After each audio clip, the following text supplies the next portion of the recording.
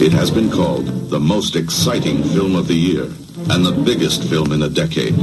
The people who created it have won 15 Academy Awards.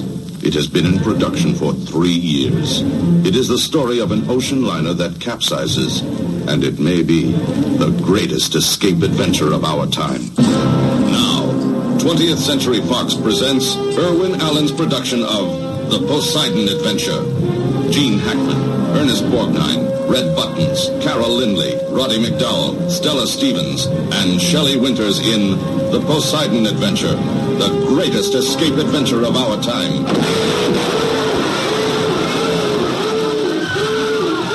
Who will survive? The Poseidon Adventure. Rated PG. Parental guidance suggested. Welcome back to the show, everybody. Happy New Year's. Happy New Year. 2020 is behind us. First episode of 2021. Oh my goodness gracious. Can you believe that? It's freshly 2021. This drops at midnight. How about that? Well, listeners, everybody out there, we've got a doozy of an episode for you, and we've got a wonderful guest. Can't wait. Oh my goodness, I'm so excited. Scott, would you like to talk about the movie we just watched? My name is Scott. And my name's Pete. And these are the movies that made us gay. Yay! Oh my gosh. Yeah. We are talking about The Poseidon Adventure from we 1972 with Jackie Beat. Jackie, welcome to the show. Hi, thank you. I'm thrilled to be here. Oh, wonderful. We're so excited to have you on the show. I feel like we've been kind of grooming you to come on for such a long time. Well, I don't know. I'm usually pretty good about doing these things, so I don't know how it slipped through the cracks. But I've talked about it. It's possible the answer is right there in that sentence, crack. I don't know. I think one of our interns is going to be fired for not getting you on sooner. We have a mutual friend named Muffy, and Muffy's been wanting to get you on the show for a while. And it all worked out because you wanted to do the Poseidon Adventure, and this is our New Year's episode, and this is a fucking New Year's movie. Yes. It is. It is. And, you know, it is the ultimate New Year's movie. And because there's a giant Christmas tree, it could also be a Christmas movie. This is true. Let's not have the Die Hard argument. This is true. There's that giant, like, wrought iron tinsel Christmas 70s tree. Christmas tree. Yeah. I think Ernest Borgnine, I mean, I didn't hear it, but according to IMDb trivia, while they're trying to lift up the Christmas tree, Ernest Borgnine says, "Fuck, this thing's heavy." Oh. And they left it in the movie. Well, here's the thing. Have you ever seen the clip of Ernest Borgnine on that morning show where I don't remember, it's on YouTube and I don't remember who he was talking to, but it was, you know, some woman. Mm-hmm. And she's like, "You look amazing and you have so much energy. What's your secret?" And they're both mic'd, but he bends over and whispers in her ear, "I masturbate a lot." Morning TV, and everyone heard it. I love that. I feel like I've heard that. Sure. I've heard that anecdote, but that is an amazing story. And you can kind of tell because he has got like massive guns. Those guns, yeah. His arms in this movie are out of control. Yeah, you know, it's so funny that one of his most famous roles is Marty, and he's supposed to be this unattractive loser. Yeah. I think he's very sexually attractive. Oh, yeah, totally. Yeah, I think you're absolutely right. There's something about how people aged in the 70s because Ernest Borgnine, I feel like, was in his early 50s, probably. As was Shelley Winters, yeah. As was Red Buttons. And I feel like they were all kind of portrayed as a little bit more mature than someone of that age today. I think what you're really tapping into is something Muffy and I discuss all the time. Like when you go back and do the research and figure out, like you think, oh, Carol O'Connor in like All in the Family was really fat and really old. And then you watch it and you figure out like he was in his 40s. No. Sure, yeah. Crazy. And you're like, he's not even that big, but as a kid, he was like Hollywood fat. And, when you're a kid, you think everyone is old. Oh, yeah. So, and besides, like, listen, Shelley and I'm sure Ernest Borgnine, I'm sure everyone drank like a fish back then and, ate steak and, and all the men were barrel chested and it was just a certain look and nobody, plucked or shaved a hair on their body. Yeah, you're absolutely right. Including Shelley. I feel like Shelley she's so good in this. Oh, she's so good. Iconic. I love her character, and it's so sad what happens to her at the end. Well, no spoiler I alert. know. There may be young people who haven't seen it. I know, they're following along. My favorite thing is like you're going out on a ledge here, now I think that Shelley Winters is really good. It's like, bitch, she won the fucking Oscar. No, I just mean in this particular role, which you could say these movies were kind of, I don't know, populist or schlocky or something. They're not exactly prestige movies, these Irwin Allen disaster pieces, right? But they once were, though. Or were they? Well, also, this was the first of its kind. Okay. I mean, this was the one that started it all. Well, I think okay. that Airport had just come out in 1970, and Airport was a huge success and got a Best Picture nomination, a lot of technical awards, and it probably got the production of this greenlit. Oh, I didn't realize that Airport was before 1970. But they're both based on novels, so I don't know when the novel was written by whatever that guy, Paul Goulet. It starts with a G. That one. It's something French, I think. So anyway, I'm not sure, Right. He may have been like, oh, Airport is huge. I'm going to write, one about a ship. Right. And these older Irwin Allen movies just sort of harken back to how movies used to be made in Hollywood. Very like Cecil B. DeMille. These were big goddamn productions. And I feel like the late 60s sort of did away with that after movies like My Fair Lady. And then you started to see kind of smaller movies with movie stars, but they were generally done like on a soundstage, limited sets, usually plays, and Irwin Allen just busted out the big guns for this movie and just wanted it to be a huge deal. Yeah. And, I talk about this a lot when it comes to horror. And speaking of horror, I have to say this up front. Everyone who knows me knows that I have a room in my house dedicated to the movie Carrie. We've seen it. Carrie is my all-time favorite movie because it changed my life. I saw it in the theater when it came out. And, the moral of the story is don't mess with the freak. But when you told me, movies that made us gay, I had to go earlier. Carrie is 1976. And it really was the Poseidon Adventure. And I'm not sure what I was saying 2 seconds ago. I can't even remember what we were talking about. Okay. I have a real problem with CGI. Sure. I think that people on a cellular physiological level can tell when something is not real. So all the physical effects in, The Exorcist and, horror movies and I mean, for all intents and purposes, the Poseidon Adventure is a horror movie, It's just so, and I just love the physical effects, and I don't understand why every third chair is bolted to the floor. We are commenting on that too. Some of the chairs are flying around, and there's no rhyme or reason. Yeah. No, you can definitely tell when you're watching this movie, like especially with that Christmas tree. They're lifting it up, they're really doing it, they're climbing it. These catwalks, we're watching it, just going, oh my God, that looks so dangerous. Yeah. Yeah, and when there's the flooding, when all of a sudden this corridor becomes, just the whole underwater sequence, it's pretty scary. But okay, so it came out, I always get confused, in 73 or 72? 72. Okay. I think The Exorcist is 73. That's why I get it. So it came out in 72, which meant I was 9. Do Okay. the math. I'm older than dirt. All right. So I remember going to the theater with friends of mine, and this was back when you could sit in the movie theater and watch a movie 3 or 4 times. They didn't kick you out. Sure. And I don't remember when it came out. Like, was it a summer movie? It was a kinda December makes movie. me think that it must have been a summer movie, or maybe we just went on the weekend.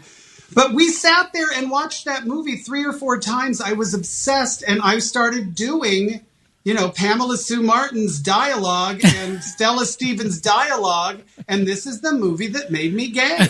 I love it. Yeah. I love it. The very moment that I knew I was gay was when Pamela Sue Martin ripped off her maxi red Oh my velvet God.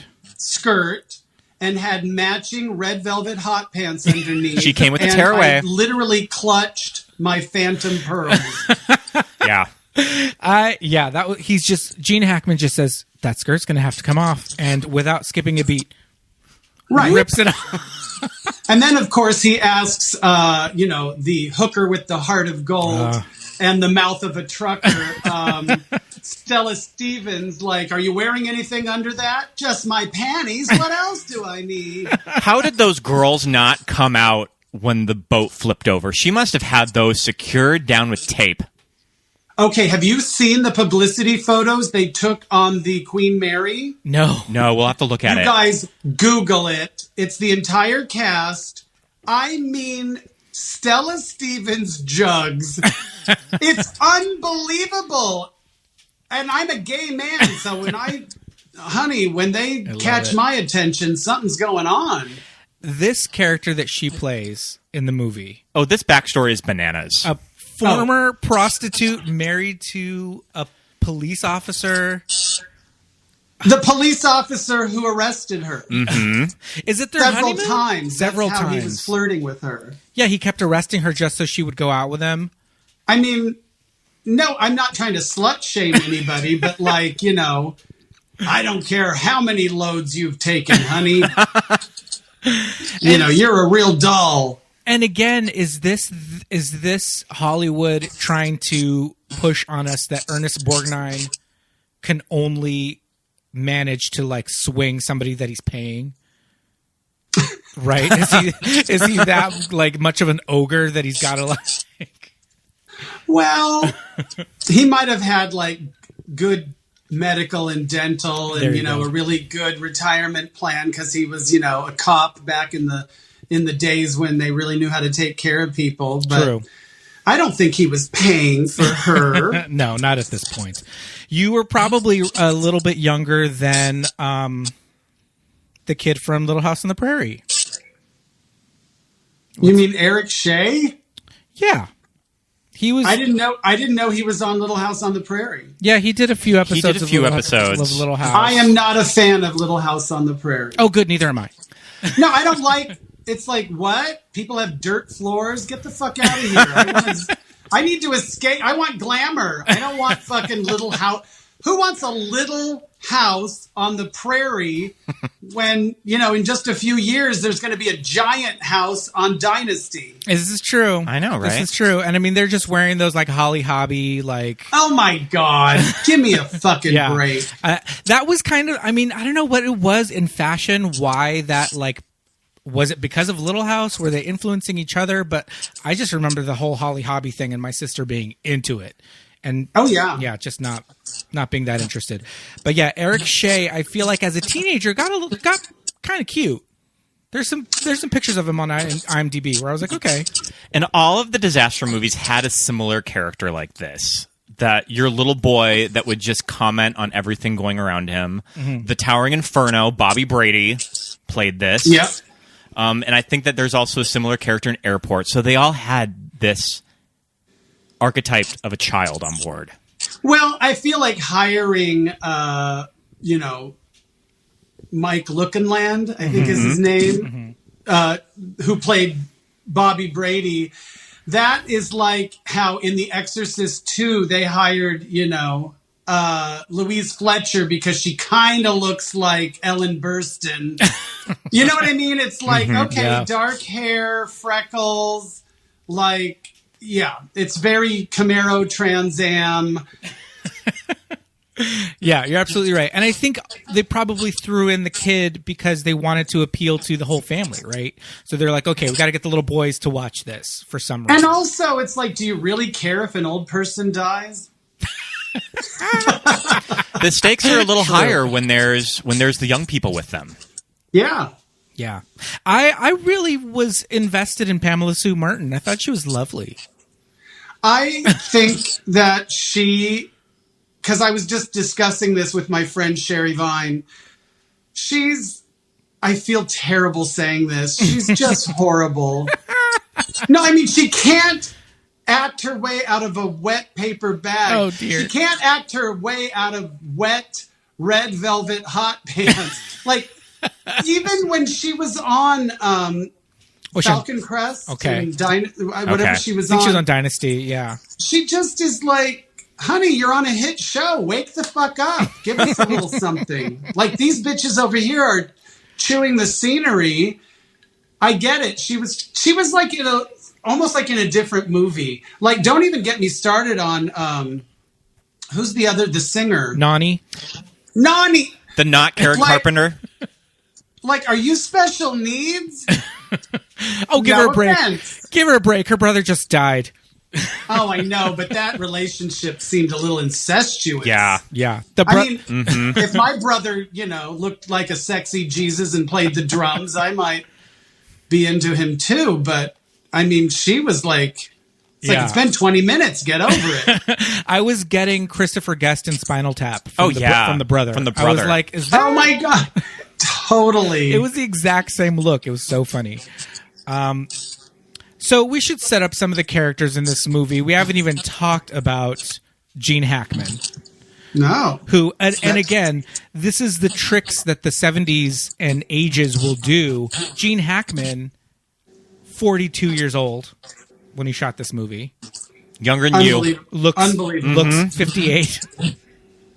I think he's a serviceable male lead in this movie. I think he's doing a good job. He's very angry for a preacher. Yeah. But he's extremely angry. It's a part of the character. I like most of his performance. I mean, it's it's kind of comic booky. Mm-hmm. Like, what part you're playing. There's a few moments where he really annoys me. Mm-hmm. Like, there's the part where he's...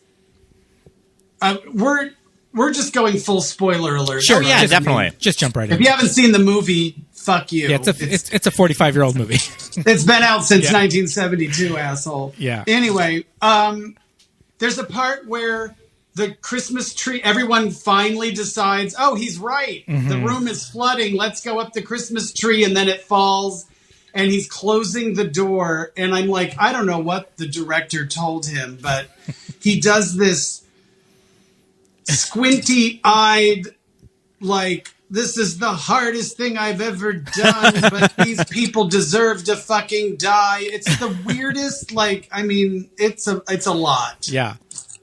So, sorry. Oh, go ahead.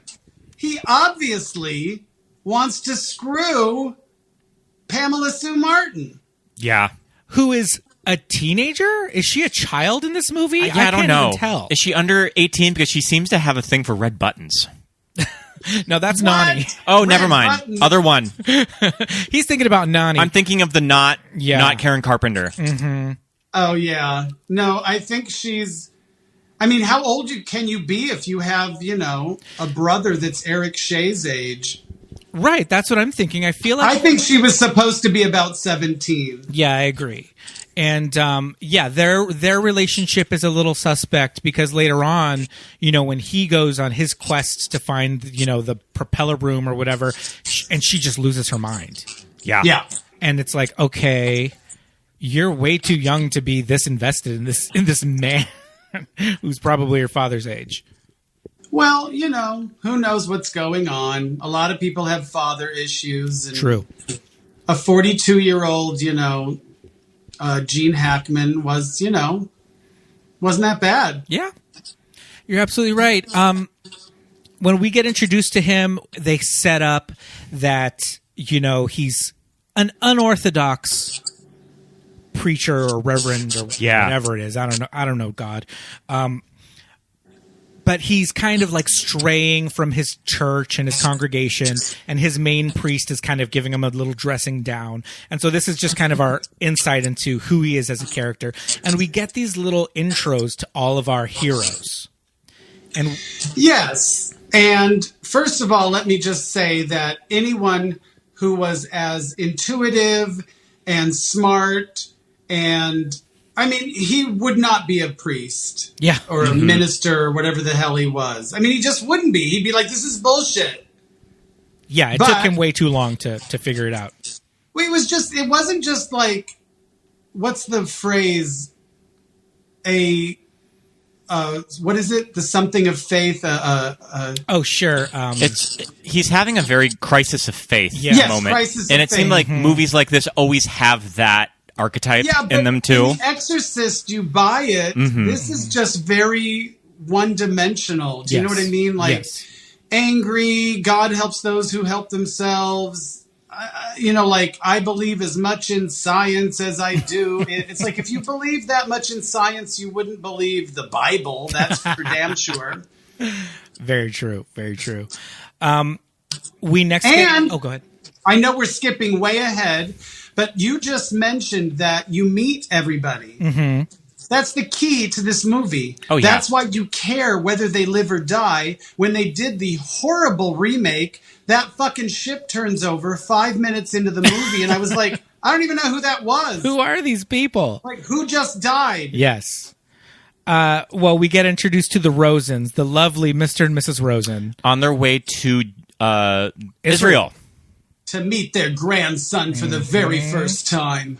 Yes, it looks like one of their children has gone off to Israel to start their family.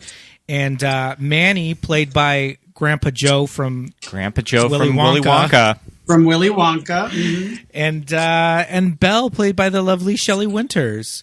And these two, I feel like, are the real heart and soul of this movie. Oh, totally.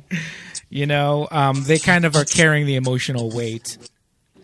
But they see jogging by Red Buttons, who his character trait is that he's quirky because he cares about his health.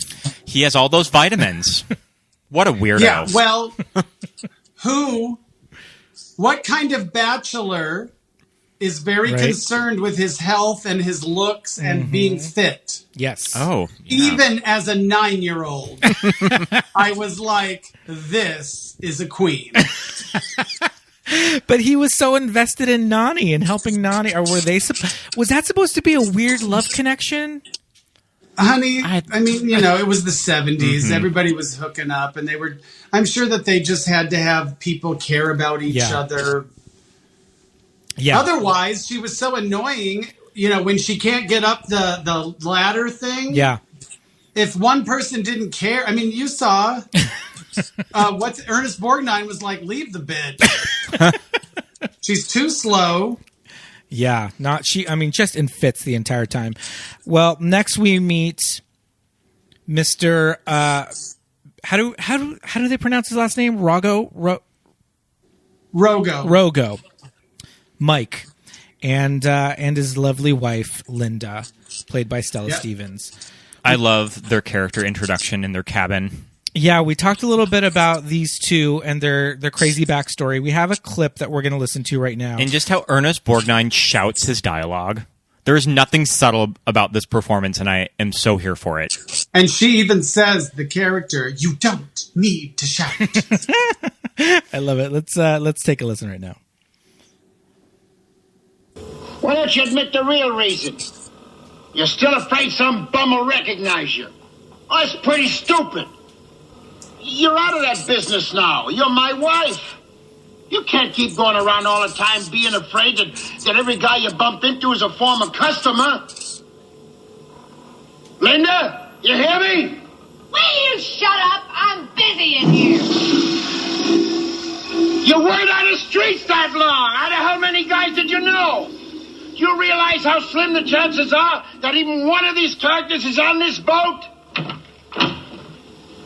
You don't have to shout. I said There's that line. This is the point whenever I revisit this movie that I get to the scene and I'm just like, damn, this movie's a fucking ride. They really did that. They really did this backstory, and I love it. And then she goes, I saw a young officer on board, and he looked pretty damn familiar, even with his clothes on.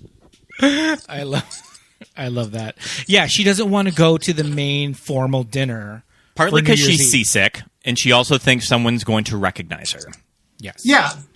Well, I don't know. Has she been hiding the whole time? Right. Well, she's got this suppository from the ship's doctor. She can barely drink water. How is she supposed to swallow that? You don't swallow it, Mr. Rogo. It's a suppository. For Christ's sake, I know what a suppository is. Get her out of here. This nightgown that she... do the whole movie, you guys. I love that. We don't even need clips. This nightgown that she's wearing, too, is pretty great. Yeah. Is it that sort of robin's egg blue? Mm-hmm. Yeah. And her boobs are just like front and center. The girls are free. Yeah. Yeah. Oh, yeah. Yeah. And, yeah, oh my God, I can't, I just, there was something in my head. I can't remember. That's okay. Oh, I was going to say, like, the performances are very cartoonish and very broad. And I just feel like the real star of the movie were the special effects. And I'm not saying that the people were bad, but it's very sitcom. This is like a couple on a sitcom, you know? Yeah. I mean, a couple of years later, we get The Love Boat, which is, you know... And also, Wonder Woman, the TV show, just dropped to HBO Max, and Stella Stevens is in the pilot for Wonder Woman. Oh, really? So later went on to do TV. Yeah. How about that? She's also in... I think it's a horror movie called The Granny. Oh. And it has one of the best lines ever. I think it's called The Granny with Stella Stevens. She's older. It was like, 90s or something. In the 90s. It wasn't her in her 90s. And she tells her son, "You're a load I should have swallowed." Oh, my gosh. That's one of the best lines ever. And I can imagine one Stella Stevens delivering it. That's amazing. Who else do we meet? We get introduced to Nani doing her rehearsal. I did read that they did dub The Morning After. That is not her singing voice. No, it's not. And I think the official title of the song is not The Morning After. I think it's Song from the Poseidon Adventure is the official name of that song. Well, and then they were like, oh, I think this is going to be a hit. Ended up winning Best Original Song. Oh, it did? It the did. Oscar? Yep. That's kind of cool. Mm-hmm. It's pretty funny when you listen to the lyrics. It's like they're kind of describing, it's like if a love / inspirational song can describe, having to climb out of an upside down ship. It's like, we get it. It was setting the stage for Celine's ballad from Titanic. True, I guess. Yeah. Yeah, it was ahead of its time. Yeah. Who else do we have? Well, the ship is captained by Leslie Nielsen, and it's one of those things that I always forget that Leslie Nielsen at one time was like a matinee idol. Like, he wasn't really a comedian, but he did, like, Forbidden Planet, this movie. So I always forget that he was a legit Hollywood actor. Well, I think that's... At this time, yeah. That's part of why he was cast in Airplane as this straight man character, was because he played these really straight-laced characters in his career. So, and I mean, if you think about it and watch his performances in the comedies, the straighter you play it, the funnier it is. Yeah, especially in the very first Airplane. He's pretty much just playing this like... I love when he just, in the middle of what he's doing, just says, and Happy New Year. Like, doesn't even miss a beat. Oh, Happy New Year. I love that this kid just, like, breaks into the damn bridge of a cruise ship. When there's a storm outside. 35-foot waves. And he's just like, hey. Yeah. We meet Susan and his name is Robin, Eric Shea. Dude, I don't even think they even refer to him by name. She does. She does? Okay. Yeah. They're on the ship without their parents. They're going to meet them, I guess. Is the ship supposed to be going to Greece, I think? New York to Greece. I'm not. I think so. It's going to Athens. I know it's I think it's. Yes, I think so. Yeah. Because everybody has different plans. We forgot one thing as far as Nani and the band. They're playing for free. Oh. Remember, they say that like it just makes absolutely no sense. I've performed on so many cruise ships, and it's like, oh yeah, they got on the ship in Gibraltar. They're performing, for a free trip to, it just makes absolutely no sense. Hey, maybe that's how cruises worked in the early 70s. Probably. Maybe not. I don't know. It's like when we did watch Airport.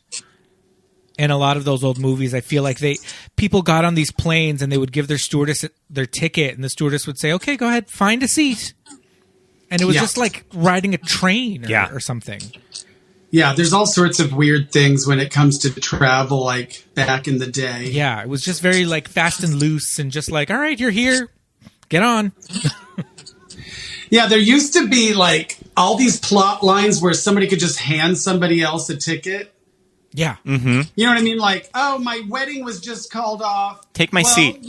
I've got 2 tickets to Hawaii for my, honeymoon. Oh, I'll go with you. I'm your friend. Yeah, not anymore. No. Yeah, so Nani and the band are playing for free. They're a bunch of hippies. And they're very, like, this is a New Year's Eve party. Everybody's dressed to the nines. And they're just kind of there, and they're, like... swinging around. Suede vests and, hot pants. Yeah. Their outfits are a little Planet of the Apes adjacent. Yeah. Yes, indeed. Yes, indeed. But I feel like once we kind of get introduced to all of our heroes, then the ship pretty much gets struck by this rogue wave really quickly. Yeah. And it just flips right the hell upside down. And that scene is kind of terrifying. Oh, yeah. It's pretty frightening. It's really well done. Yeah. Have you watched any behind the scenes or making of? We watched one right before we recorded. Yeah. I was obsessed. I mean, I was literally obsessed as a... You know what it is? It's the same way I'm obsessed with things like 9/11. But, one is real and the other is just like... Oh my God, and every time you watch it, you see something new because there's so much happening. Mm-hmm. Well, I suppose that a movie like this to a child, it's an interesting way to be introduced to death on screen. Because there's something about how people die in this movie that's very raw and real. And it's something that you don't really see in a lot of blockbusters anymore. That you don't really see dead bodies lying around when they have those cutaways of just people lying around and they have to pick up people to like move the Christmas tree. It's pretty intense. Yeah. And some of the ways they die was a little pre-80s horror movie where, like they were, the guy through the skylight, obviously is the, piece de resistance. And I think the piano falls on somebody and just like all these, yeah. And I just figured out that my favorite thing in the world is people getting all dressed up in 70s fashions, if you will, to have the time of their life. And then all hell breaks loose and your smile turns into a look of horror, usually in slow motion. And that is what the Poseidon Adventure and Carrie have in common. Mm-hmm. Yeah. Like all hell breaks loose. It's like, I am so happy. What just happened? Like, it's like a nightmare. Yeah.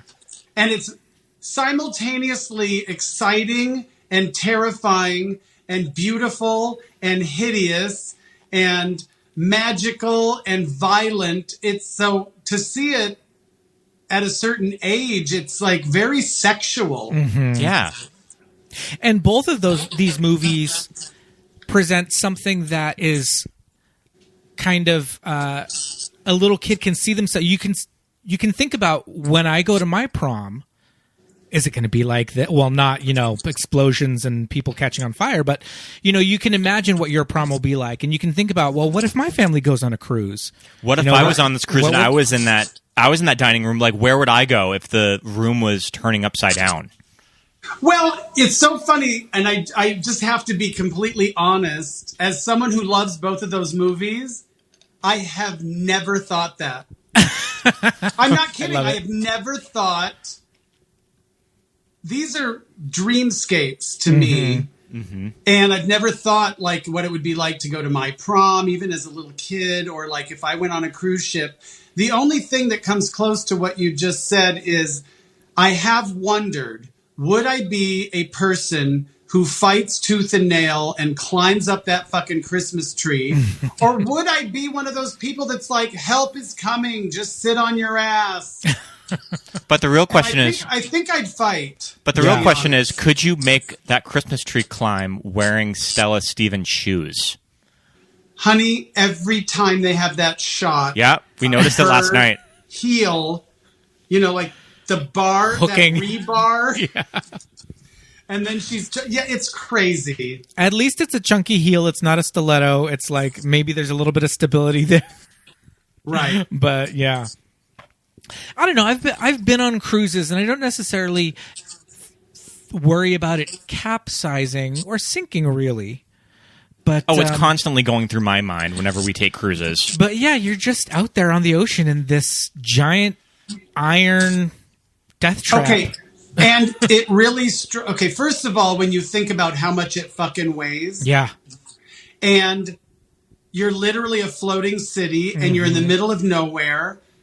And I will be fine, and then I will just be in bed, and out of nowhere, just think like, bitch, you're not in a hotel room. This is moving. Like, you're on the ocean, and do you know how close you are to... First of all, the ocean at night terrifies me. Black. All just black. Yeah. Yeah, and the only thing worse than that is, like, the opening credits of the original Dark Shadows... Mm-hmm. I think there's something so scary about the ocean, like in black and white. Yeah. It's so menacing. But anyway, yeah, I've been on cruise ships, and every once in a while, it's kind of like I'm in denial, and then it'll hit me like a ton of bricks. I just think of that line from Titanic that Victor Garber says when they're saying that the Titanic could never sink, and Victor Garber says, "She's made of iron. She's made of iron. She can Believe sink. me, she can." Yeah. I also do like to size up all of the random people on cruises of like who would fit into these archetypes, that if we had to escape, like what random couples would we be matched up with? That's the kind of shit that's going through my mind too. Yeah.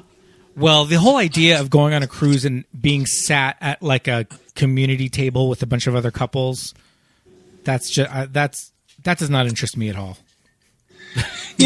Making new friends. I kind of sell myself as a bitter, not really a people person. Yeah. But I have done that. I've gone into the dining room and just thought, I'll sit with a bunch of people I don't know. I mean, these are gay cruises. Yeah.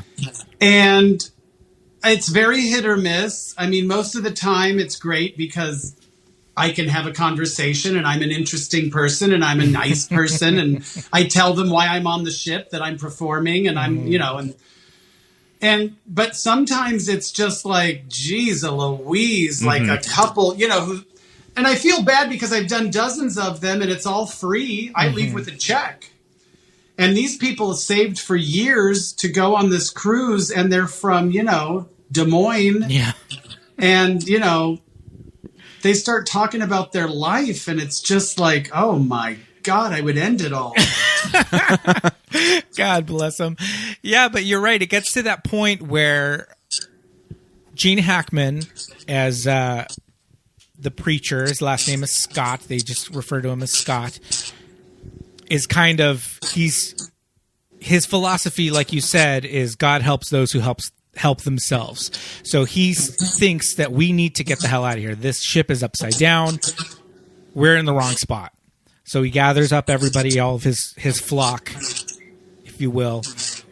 And he also, I like that he respects and listens to and believes Eric Shea's character, like the little kid. Like, just because you're young doesn't mean you don't know anything. And it really flies in the face. He's very anti-establishment for a priest, especially, or a reverend. It's Reverend Scott. And, and then you've got Ernest Borgnine, who's the complete opposite and just everything by the rules. And that's even one of Linda's, lines, his wife.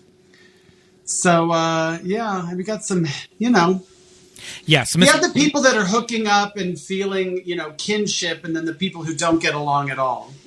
Yes. And it's interesting, the dynamic between Reverend Scott and Mr. Rogo, because he's calling on him because he's kind of telling Ernest Borgnine, like, I need somebody else here. Like, I will be in charge of this, but I need you to support me. I'm going to need some help. Yeah. Right. And Ernest Borgnine as Mr. Rogo is just constantly like, why do you keep calling me? Like, leave me out of this. But, he kind of comes in to save the day in almost every situation. And we get to see those guns. Yep. Ernest Borgnine looks like he's got that old man strength. He'll just like crush every bone in your hand when he's like shaking your hand. Now, you know what who we haven't talked about? I was about to say Roddy McDowall. Akers. Oh, yes, Mr. Akers. Roddy McDowall. Our third appearance from Roddy McDowall on the podcast. Bedknobs and Broomsticks, Fright Night, and now the Poseidon Adventure. Yes, indeed. Oh, my God. He's a Who returning... did Fright Night? Except for some friends of ours. Podcast called Homos on Haunted Hill. That was one of our Halloween movies. I love Fright Night. Yeah. And his character is... A queen! Yeah, I was going to say, is he a coded... Roddy McDowall playing a coded character? I have no idea what you're talking about. Yeah. He's a server on the ship, right? Yes. He works on the ship, Mr. Akers. And he's trapped up there on that little teeny ledge above the door to the kitchen. Right, which it's just what would you call that? It's like a little landing, yeah. Yeah. Yeah, I mean, if you think about it, you have to figure out what it is when the ship is upside. Right. That's what's interesting about this production design. And I did read that set that they turned over, it was a practical set of when they shot it. That set they turned and then they literally flipped it. Oh wow! So yeah, it's the same set that they just repurposed, which is pretty cool. That's crazy. That's amazing. Yeah, but Mr. Akers, we need somebody who has knowledge of the inner workings of the ship, so he's kind of there to guide us through. I read that Shelley Winters put on weight for this. She put on 35 pounds. She's the original Janet Jackson. Remember how Janet Jackson was always claiming that she gained weight for a role? It was for a role. And then the movie never surfaced. Funny, a hot buttered role. No, it was like, and then the movie always fell through. So did her chair. Hey-o. Anyway, supposedly Shelley gained weight for the role. Sure. And never was able to regain her figure. To get it back. Well, when you win an Oscar, you think if it ain't fixed, if it ain't broke, don't fix it. So won 2 Oscars, and I'm always obsessed with the story that I've heard about Shelley Winters, that Shelley Winters was just one of those actresses that just wanted to work, especially when she got older. When Hollywood tended to disregard older actresses, Shelley just really wanted to make movies still. And I always have heard of a story that she was in a casting meeting with somebody younger, and he's just like, well, why should I not let you audition for this? And she's like, why do I need to audition? And she takes out her Academy Awards out of her purse and puts them on the table because I'm Shelley fucking Winters. I've always heard that story, and I know that it's probably not true because I know that she did donate one of her Academy Awards to the Anne Frank Museum for when she won for the Anne Frank story. But yeah, Shelley Winters. Icon. That's like the scene in The Prom when Streep's character pulls out the Tonys trying to get the suite that they don't have at the crappy motel. Did you like The Prom? You know what? I actually enjoyed it. I thought it was unforgivably long. Yeah, agreed.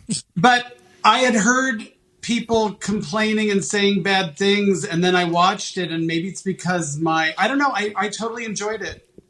Yeah. I thought it was okay. But I guess that the real sting of that story is that her line says, "Some people think I can't act," as she grabs her Oscar and puts it on the casting director's table. Yeah. Maybe it's apocryphal. I choose to believe it. Yeah, same. So we always remember Shelley Winters. When I was a kid, she was Roseanne's grandmother. That's how that was probably my first introduction to her as a kid. Nana Mary. Yeah. Well, I'm obviously older, so Yeah. I remember her from the Poseidon Adventure. So One of my favorite Shelley Winters performances is in Lolita. I think she's so good in Kubrick's Lolita. oh my god, amazing. And you're I wearing love Lolita her sunglasses. in, what? And you're wearing Lolita sunglasses. What are the odds? Yes, I have to just comment. I know we're talking about a 70s movie, and I am totally 80s out. But I had a show right before this, and it was all songs from the 80s because 2020 sucked so bad that I wanted to go back to the 80s. Love it. Yeah. I love your giant Rubik's Cube earring. Right? Just the one. Just the one. Asymmetry. But I love her in what is the oh my god, I can't it's not oh my god, what is the What's it about? she's on the boat with it's not Suddenly Last Summer. It's Elizabeth Taylor. A patch of blue. No.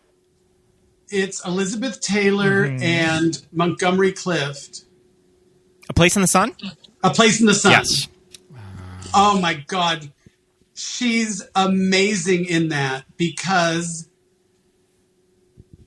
she's so annoying. You're like, I get it. Like, fucking kill her. Isn't that kind of her character in Lolita too, though? Yeah. Well, there seems to be a pattern. A through line. So I was also reading that Stella Stevens and her had worked on a movie before and they didn't get along. So Stella Stevens was hesitant about taking the role. But apparently, I guess that Shelley Winters may have had a drinking problem in like the late 60s and then she quit and they got along fine on the Poseidon Adventure. I read that today. Oh, I've never heard that. Yeah. I also read on IMDb that Red Buttons and Carol Lindley plays Nani also didn't get along on the set of Poseidon Adventure. They hated each other, and they shared all their scenes together. That's very weird. I mean, I'd imagine that this production probably broke all of these actors down because it's so physical. Yeah, I mean, it's you're soaking wet and it's probably cold.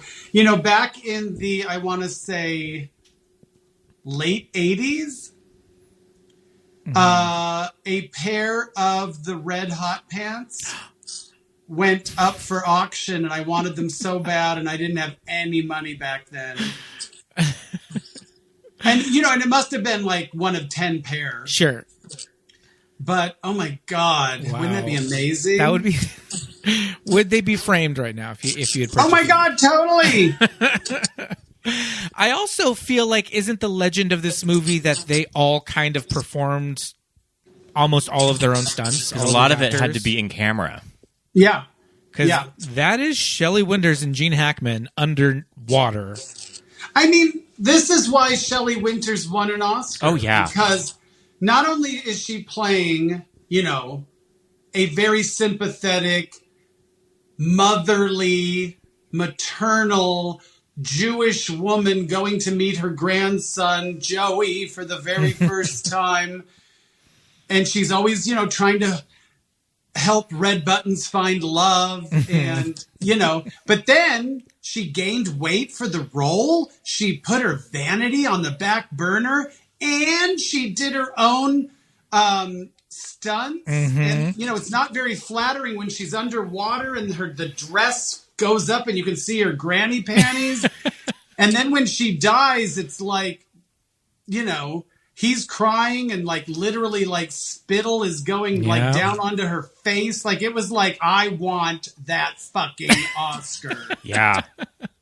Yeah. It's very poignant, especially when she has her the necklace with the pendant on it. We have to talk about that scene. Oh my goodness. Well, I mean, everything that happens after they climb up that Christmas tree until they get to this. They're trying to make their way to the propeller room. Right, the propeller shaft. Yes, because the hull is at its thinnest in that area. It's 1 inch less than 2 inches. Exactly. Do you know how thick 1 inch of steel is? It's 1 inch less than 2 inches. We're moving. We're going to the propeller room. Yeah, all because... So you guys are talking about the scene where she goes, I want you to give this to our grandson. Yeah. I'm going somewhere you're not. Yeah, it's... The introduction of that scene, of the look on her face when she grabs the necklace, we have it. Oh, we do have an audio clip of that scene. So why don't we take a listen to that? The rest of you, pull yourself along the rope. Take a deep breath first. It can't be more than 30 seconds at the most. Mr. Scott, how long can you hold your breath? I don't know. Do me a favor, please. Try it now. Mr. Rogo, time him. Go ahead. Mr. Scott, look at this. Look, I was the underwater swimming champ of New York 3 years running. I held my breath 2 minutes and 47 seconds. Let me do this, please. Well, you were 17 then. Oh, for hours you've all been dragging and pulling me all this way. Now I have a chance to do something I know how to do. Please, may I do this for everybody? Mrs. Rosa, I think I'm perfectly capable of holding my breath long enough to swim 35 feet. This is something that I can do. Yeah. And when you hear it, 2 minutes and 40-something seconds, you immediately, your lungs are like, oh my God, how is that even possible? Yeah, that's crazy. If you've ever been to a gay bar in Palm Springs called Quads, video bar, and they sometimes during their video nights, they have a montage of the morning after, and it ends with Shelley diving in the water. And every single time we see it there, the crowd goes apeshit and cheers. Yeah, well, nobody loves a, big girl like the gays.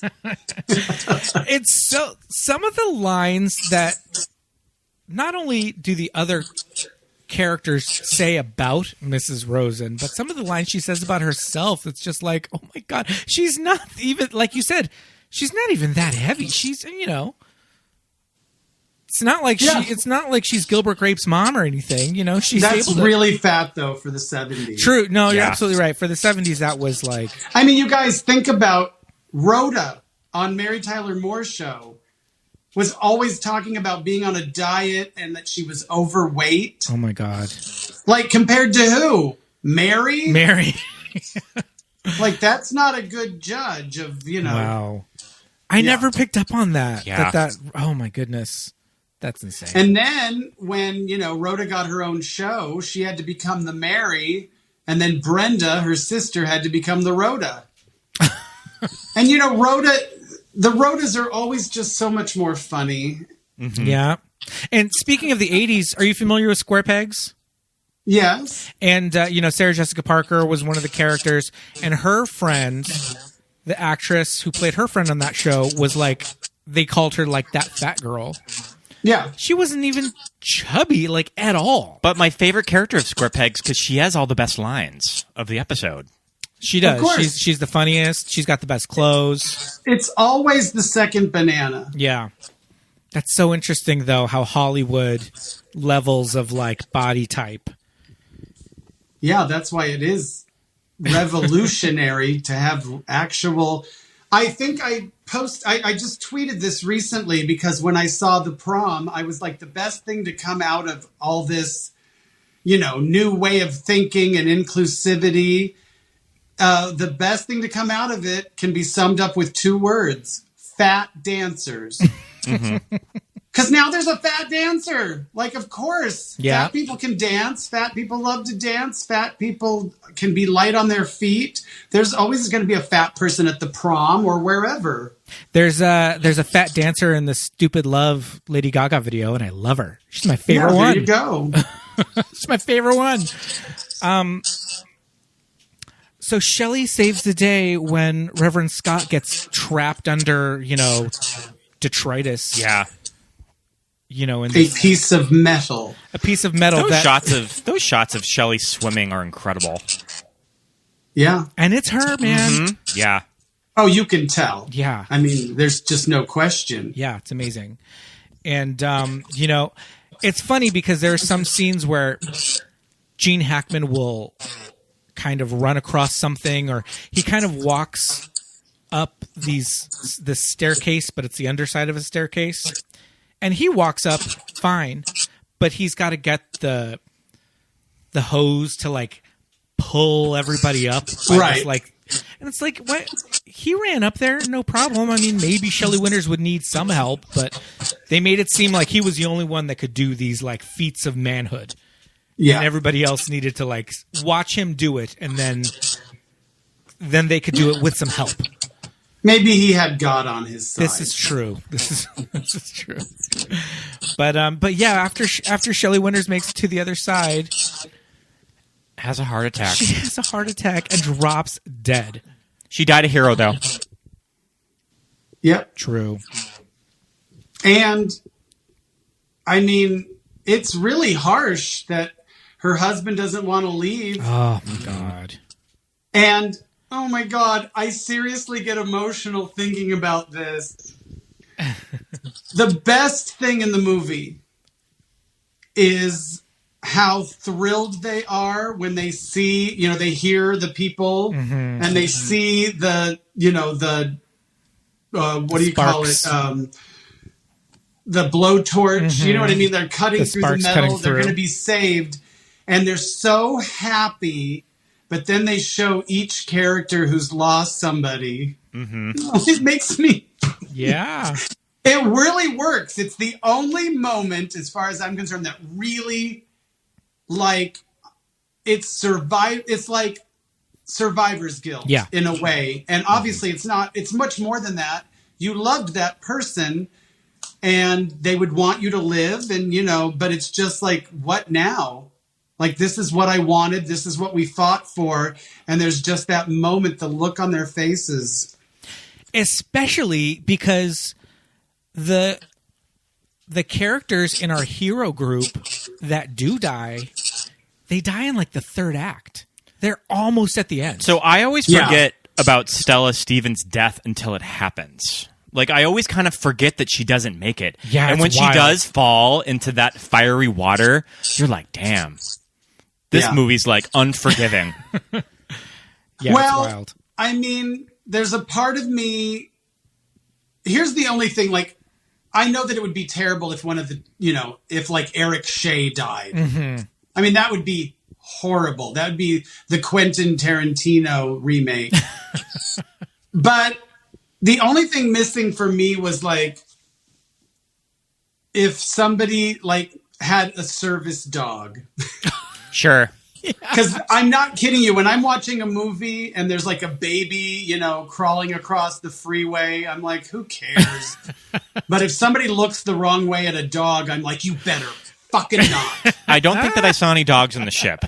Yeah, No, there wasn't any. And do you think it was Thankfully. one of those things that Stella Stevens' backstory, that she was a sex worker, so they felt that they had to punish her, sort of, in a Hollywood movie, that they have to kill the prostitute? That's very Identity. Yeah. Which is, what's the phrase? There's a phrase like whores.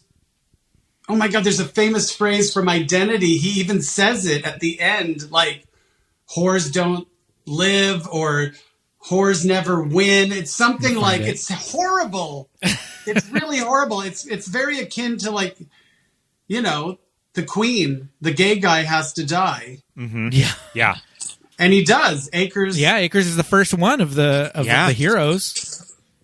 I hate his death. I always forget about that death too, and it always takes me by surprise. It's so poorly. It's really weird. Yeah. It's so weird to talk about a movie that I love. And it's super throwaway, he's too. Holding on, and then they do this side thing where, he obviously I don't think he really... but anyway, it's just weird. I almost wonder if they had something more complicated planned and it just didn't work out, so they just had to use that shot.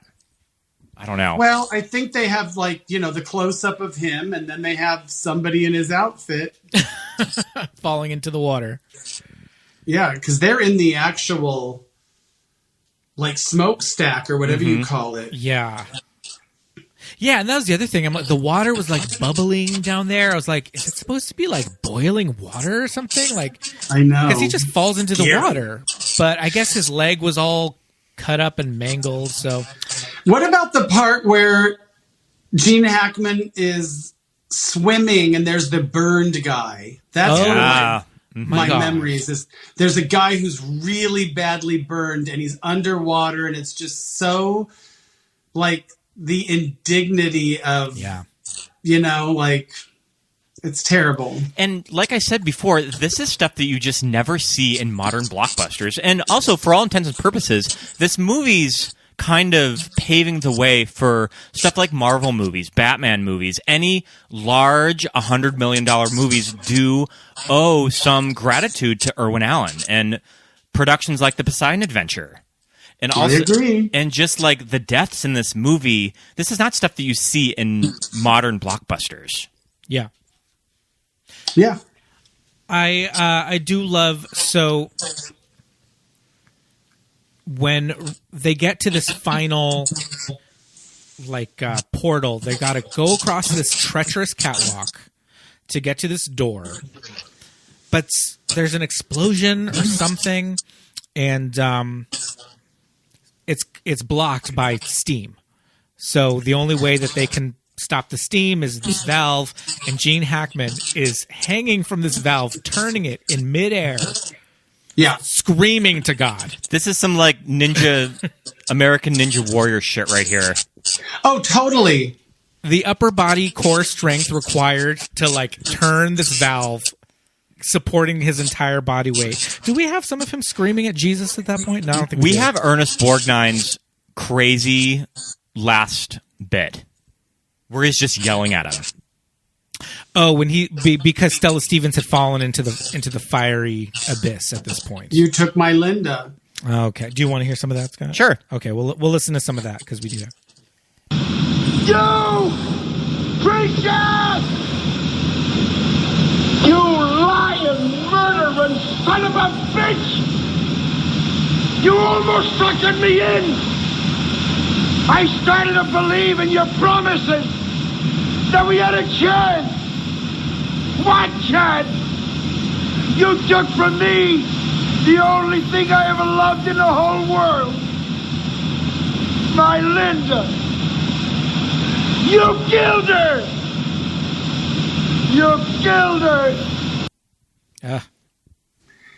It makes me cry. It's rough. Poor Linda. Because the movie is really about not giving up. Mm-hmm.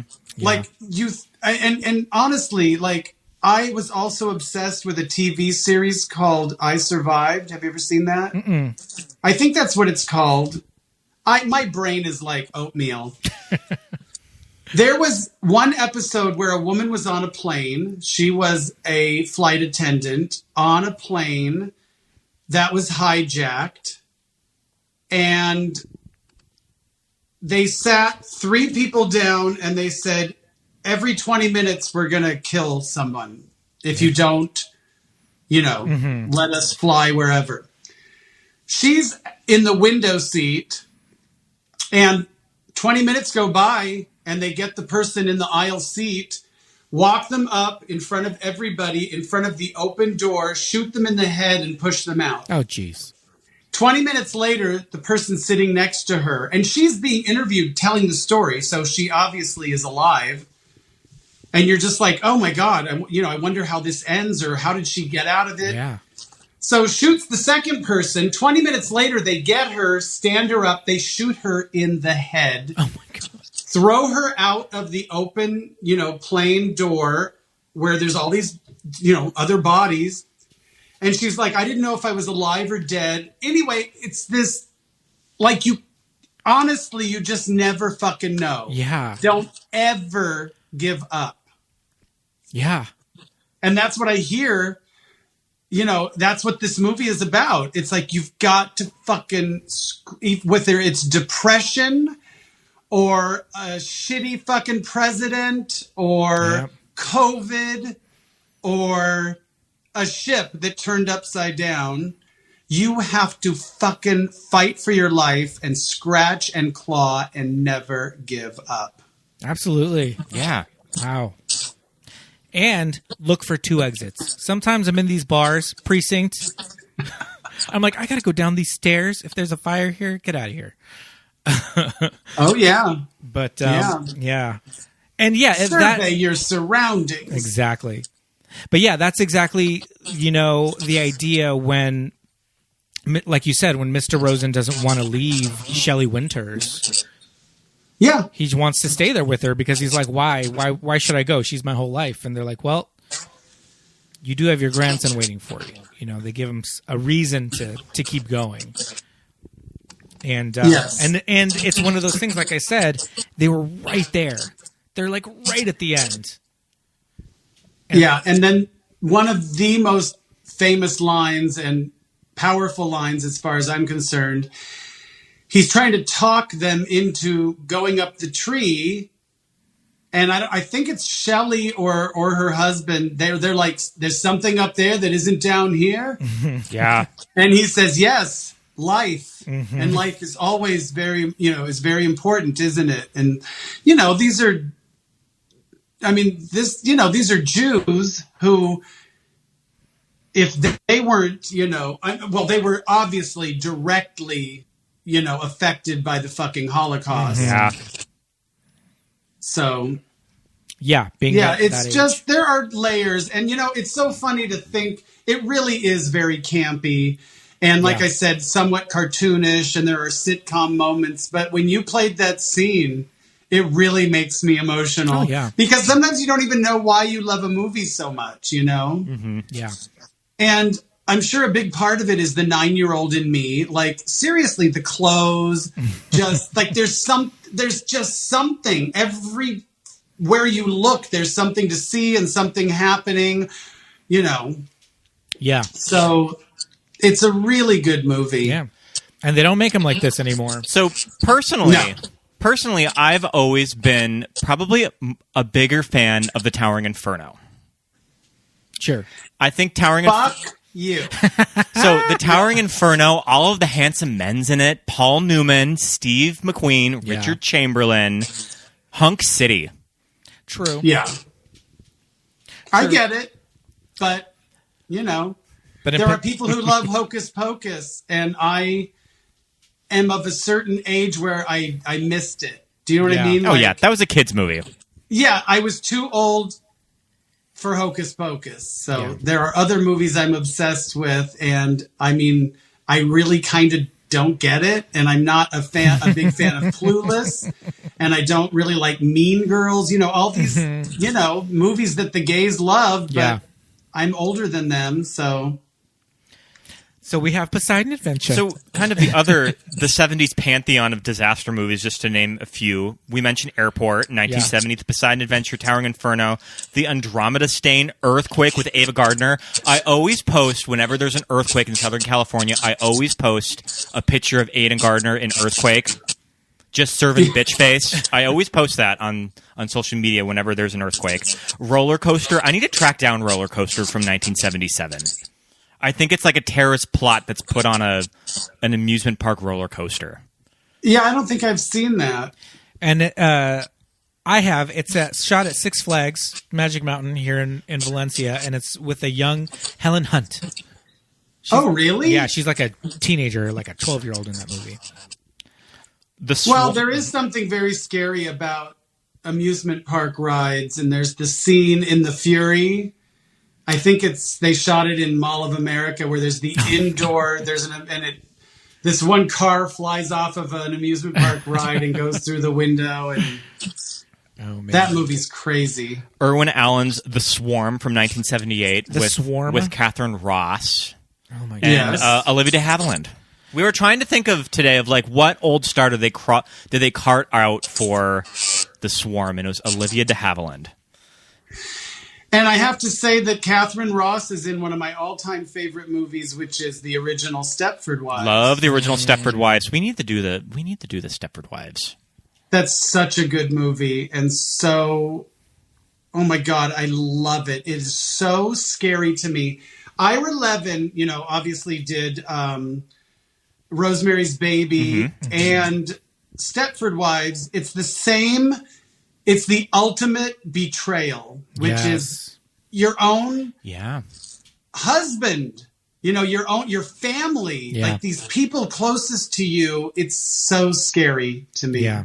And there's something about the way both of those movies in particular are shot, just the way they look, the film stock, the clothes, the set dressing, you're just instantly transported. Yeah, especially for the Stepford Wives and Rosemary's Baby. They're such products of an era. Yeah. I love how I always say that I feel that way about any Kubrick film. I always say like Eyes Wide Shut. I know a lot of people don't like it. I'm just flabbergasted. I love Eyes Wide Shut. I honestly feel like there is evil infused into the film. Like there's something and The Shining, it's like, what is going on? I don't even understand what's going on. It's like a dream that you just is so confusing. And for Eyes Wide Shut, that's almost like a New York City that exists in like an alternate world too. Yes, totally. Sometimes watching The Shining, when we rewatch it, and when Shelley Duvall is just so overwhelmed with just fear, and she's just afraid for her son and her husband and her life, and she's so emotional. I just get anxiety because I'm just like, Shelley, knowing what Kubrick kind of put her through to make it. Yeah. I'm just like, oh, this is too real. She's so good. You can kind of tell that it's real. That's how I feel about the bathroom scene where Nicole Kidman and Tom Cruise are getting stoned, or she's getting stoned. I can't remember if he does. And the vitriol, like the way she talks to him, I'm like, this is fucking real. And she's talking about the sailor. Yeah. It's like, this is fucking real. Was that take 10? Was that take 15? Was it 50? I don't know. It feels like take one, and like we're not supposed to be seeing it. Yeah. True. Yeah, those movies are so heavy. But the Poseidon Adventure... It's still a formula that even in kind of the modern state of blockbusters, they still sort of retreat to this formula. There was like the Rock movie San Andreas. Independence Day has a very Irwin Allen structure to it, and I think that's what makes that movie fun to watch, is that it's kind of a throwback to movies like this. Yeah. But yeah, like Hollywood does kind of come back to this formula that worked in 1972. And, if you think about it, it really is, it's almost like a murder mystery or a slasher movie. People are dying one by one, and in progressively more creative, horrific ways. And it just, what's chasing them is, the situation on this capsized ship as opposed to, a hockey masked serial killer. Yeah, absolutely. It's similar. Yeah. And, there's the whole discussion of gay men just being so, invested in horror movies and all of that, which we won't even go into. We've definitely talked about on this show in prior episodes. Yeah, but you're absolutely right. It does follow that formula. And yeah, just I think some of the things that kind of attract, or that can attract, gay people to this movie are, besides, the visuals, the costumes, the setting and all that, are just these characters, and Shelley Winters and Stella Stevens in particular. And fighting for your fucking life. Yeah. Oh, yeah. I mean, I'm sorry. Especially gay men of a certain age. I mean, obviously I saw it way before, oh, sure, any of that. But, yeah. Yeah. It's just, these are the things that bring us to these movies. We usually ask, or sometimes we like to talk to our guests about if we feel like people who haven't seen this movie should check it out before listening to us, or do you think it's worth a rewatch? Obviously, I don't think I even have to ask that. Well, I mean, you have to preface it with it was a different time. Mm-hmm. But I have to say, it's not, it really moves. Like, it's not boring to me. It doesn't have that 70s pace to it. I mean, I love the original Planet of the Apes from 1968, and I was obsessed with that movie. Mm-hmm. And I tried to watch it on a plane recently, and it has a glacial pace. It is so fucking boring. Yeah, it's slow. Like, you can tell Rod Serling, wrote or co-wrote the screenplay because it's really, I mean, it's a good idea, and visually it's amazing.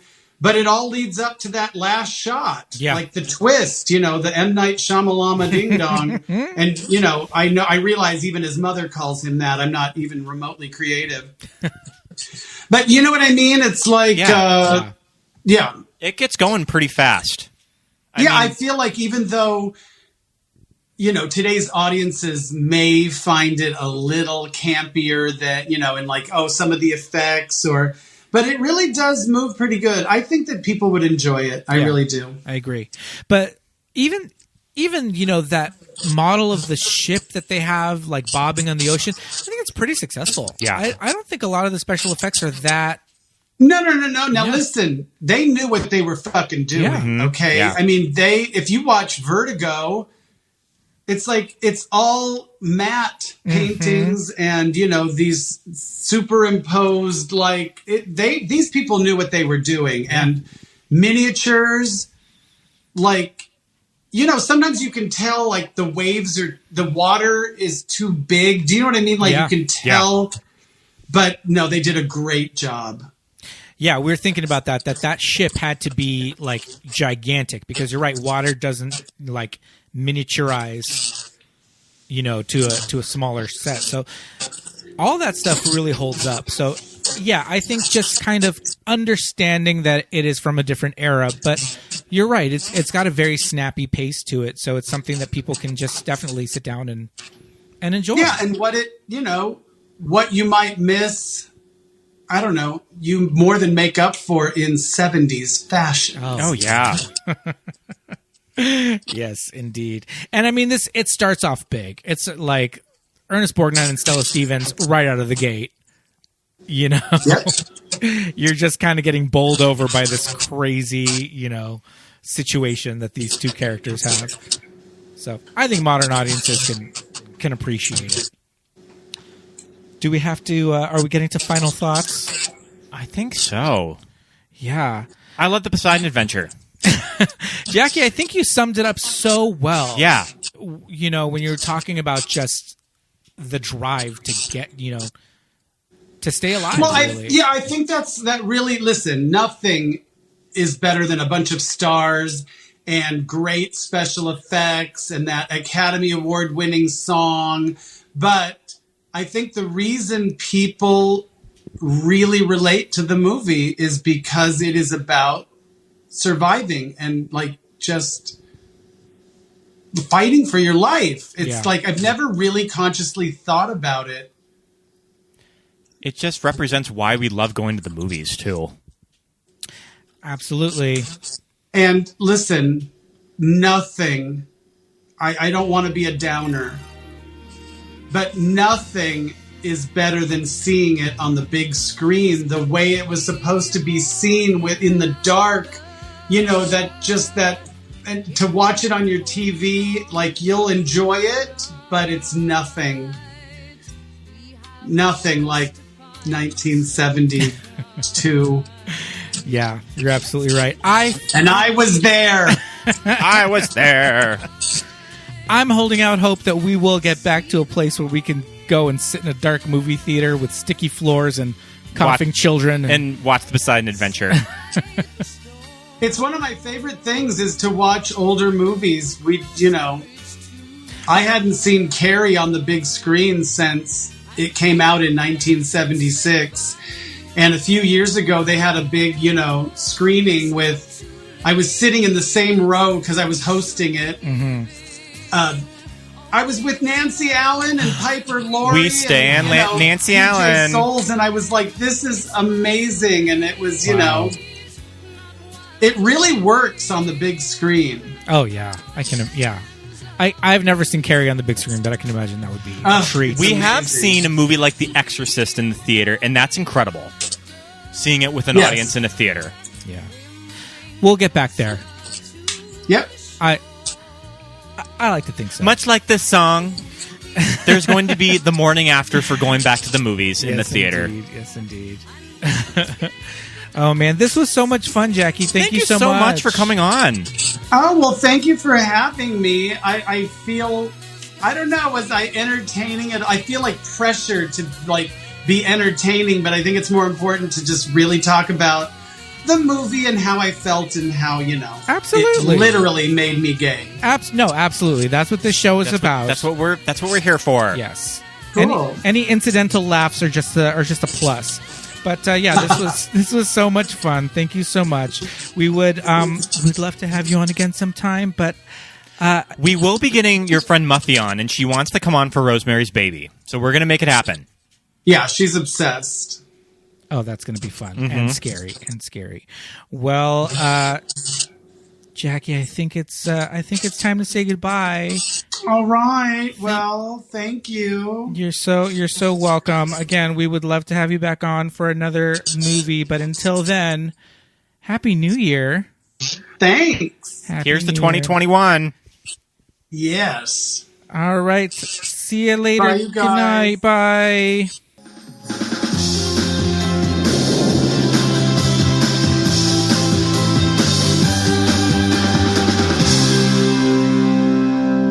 And thank you so much for listening, everybody.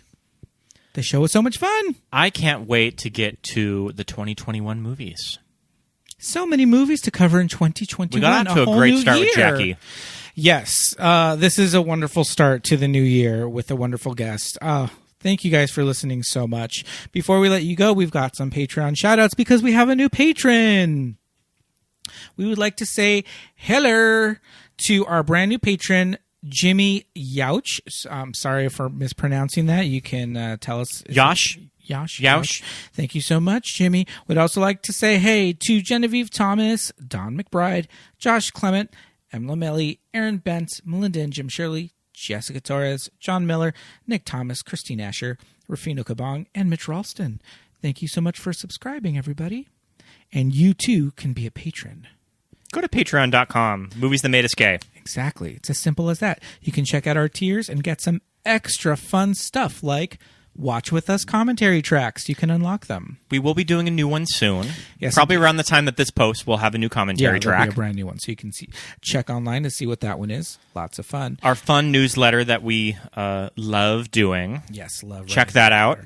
There should be a new newsletter in your inboxes soon as well. But thank you so much, patrons. And thank you so much for checking us out on Patreon if you can. You can also find us on social media. We would love it if you would rate and review us on Apple Podcasts. Give us 5 stars. I'd like to see some more 5-star reviews. Exactly. Going into the new year. The last review we got was from Germany. That's kind of cool, though. Yeah, that is cool. I don't like that you can't see it in the podcast app, Apple Podcasts segregates the reviews, so if you're in the U.S., you can only see the ones from the U.S. We have one from Canada and one from Germany. We promise they're real. We can send you screenshots. But we'd also love it if you would follow us on social media. We're on Facebook and Instagram at Movies That Made Us Gay. And on Twitter at MTMUGPod. That's true. You can find me on Twitter and Instagram at Peter Lasagna. And I'm Scott Youngballer on Instagram and Oscar Scott on Twitter. Awesome. Thank you so much, everybody. Happy New Year. Happy New Year. We'll see you next week with a fresh episode. Bye. Bye.